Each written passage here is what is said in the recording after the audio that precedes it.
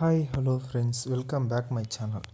இப்போ ஸ்ரீகாந்தோட நடிப்பில் ரிலீஸ் ஆகிருக்க தினசரி படம் எப்படி இருக்குன்னு பார்க்கலாம் வாங்க.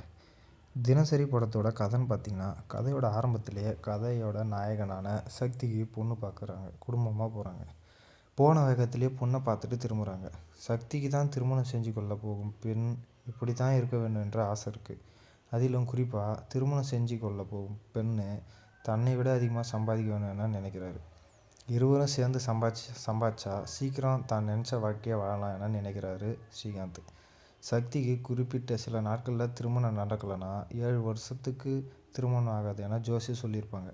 இதனால் திருமணத்தை உடனடியாக நடத்தணுன்றதுனால சக்தியோட அம்மாவும் அக்காவும் சேர்ந்து திருமணத்திற்கு பிறகு வேலைக்கு போக மாட்டேன் என்று சொன்ன கதையின் நாயகி சிவானியை திருமணம் செஞ்சு வைக்கிறாங்க. இதற்கு சக்திக்கும் சிவானிக்கும் இடையில் என்னெல்லாம் நடந்துச்சு என்பதும், சக்தி தான் வாழ நினச்ச வாழ்க்கையை வாழ்ந்தாரா இல்லையான்றது தான் படத்தோட மீதி கதை.